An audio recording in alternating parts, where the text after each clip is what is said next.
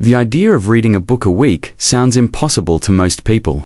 You have a job, a family, a commute, and a life. You tell yourself, I just don't have the time. But here is the uncomfortable truth. It is not about having more time. It is about having a better system. I am going to share the exact 4-part system that allows me to read over 50 books a year while running a business. And exactly how you can copy it starting today. Welcome back to Take and Grow. Let's be honest with each other for a moment. You want to be a reader. You see successful people, CEOs, thought leaders. The people you admire, the one common denominator they all share is that they are voracious readers. They are constant learners. And you look at your own nightstand, and you see that stack of books you bought 6 months ago. They are gathering dust.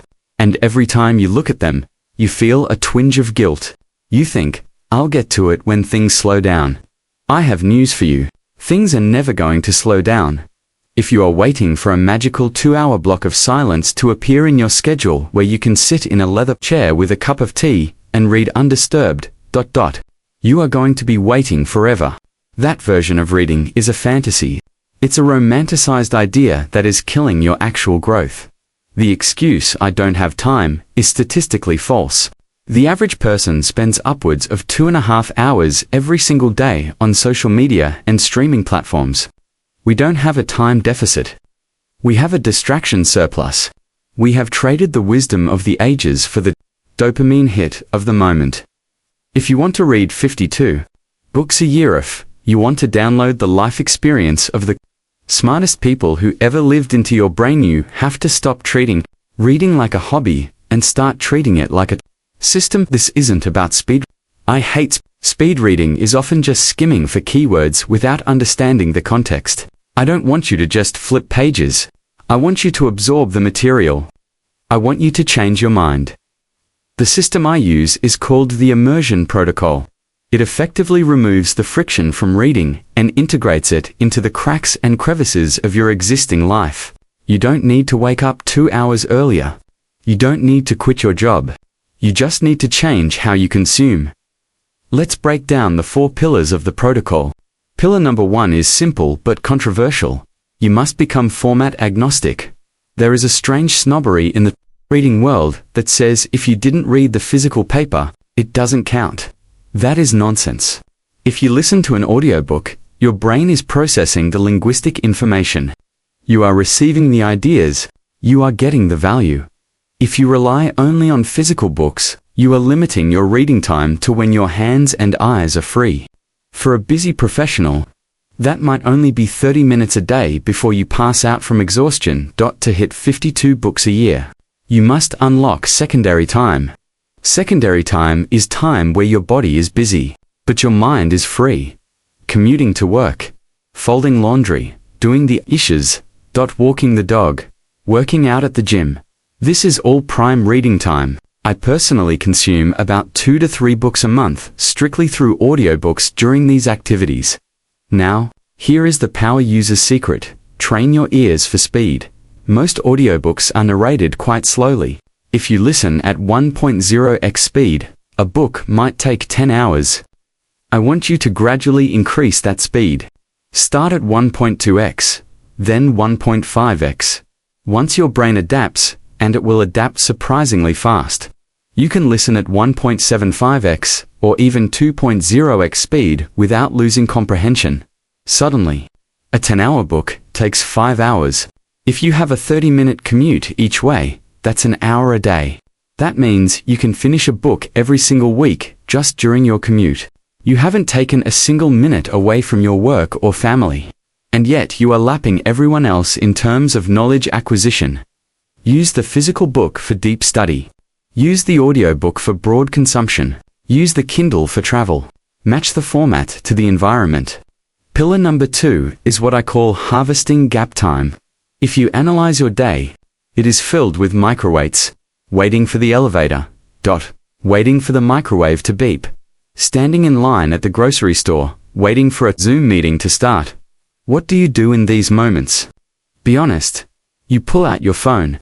Your thumb instinctively goes to Instagram, TikTok, or email. You look at content that you won't remember 10 seconds later.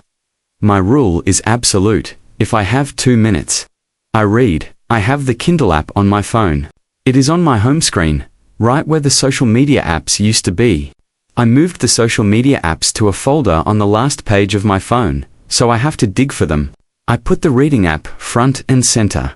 When I feel that itch of boredom, I open the book. Even if I only read 3 paragraphs, even if I only read 1 page, let's do the math. If you find just 5 2-minute gaps in your day, which is a very low estimate, that is 10 minutes of reading. That's roughly 3 to 5 pages depending on your speed.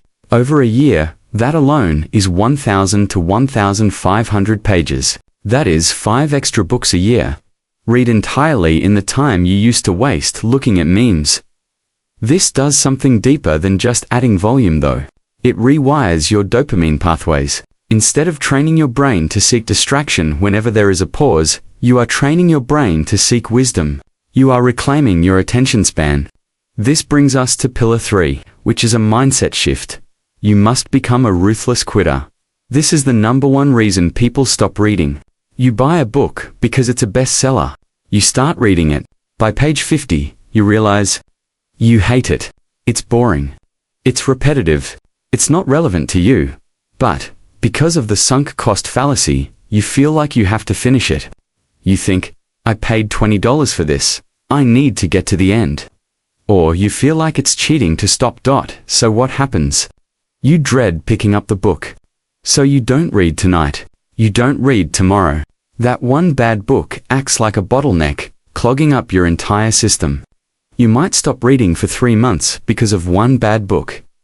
Here is my permission to you. Life is too short for bad books.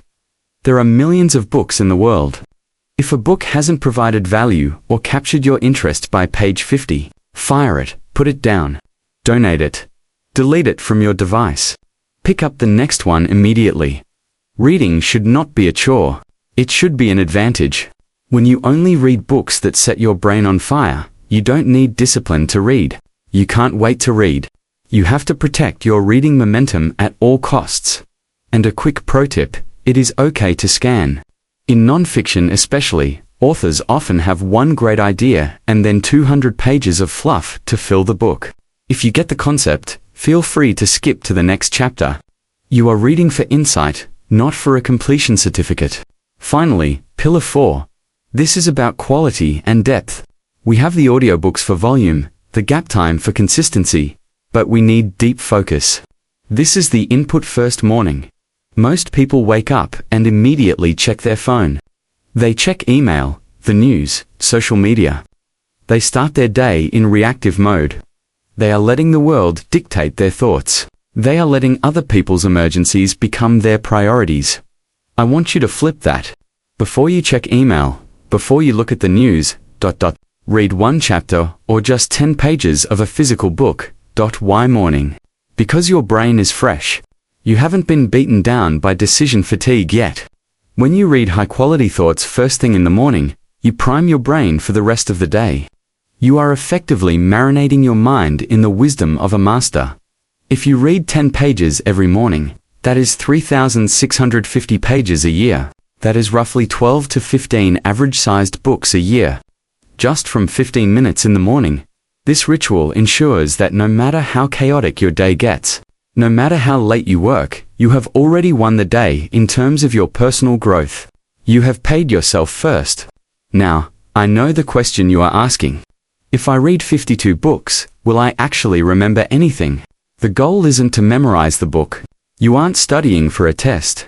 The goal is behavior change. I use a very simple retention method called the one thing rule. When I finish a book, I don't try to summarize the whole thing. I ask myself one question. What is the one thing I am going to do differently because I read this book? Maybe it's a new way to conduct meetings. Maybe it's a new diet protocol. Maybe it's a new way to talk to my spouse. I identify that one actionable insight, and I write it down in a note on my phone called action items. Information without application is just mental entertainment. It's just intellectual gluttony. True learning is when your behavior changes. If you read 52 books, and you implement just one small change from each book, by the end of the year, You have upgraded your life in 52 different ways. You are unrecognizable compared to who you were on January 1st. That is the power of this system. It is the ultimate compounding interest for your life. So, stop telling yourself you don't have time. You have the time. You just need to reclaim it from the distractions that are stealing your potential. B. Format agnostic. Use audiobooks and speed listening to reclaim your commute and chores. Harvest gap time. Replace the social media scroll with the Kindle app. B. A ruthless quitter. Do not let bad books kill your momentum. Input first. Read 10 pages every morning before you engage with the world. This is how you read 52 books a year. This is how you become the smartest person in the room. This is how you take control of your own evolution. If this video gave you the permission and the strategy to finally tackle that reading list, hit that like button. It helps the channel reach more people who are ready to grow. And if you are committed to mastering your mindset and building the habits of success, subscribe to Take and Grow. I want to challenge you right now. Go to your bookshelf or your Audible app. Pick the book you've been procrastinating on. Read or listen to just the first 5 minutes today. Break the seal and tell me in the comments, what is the first book you are going to finish using this system? I want to see your commitments. Thank you for watching. Now, go read.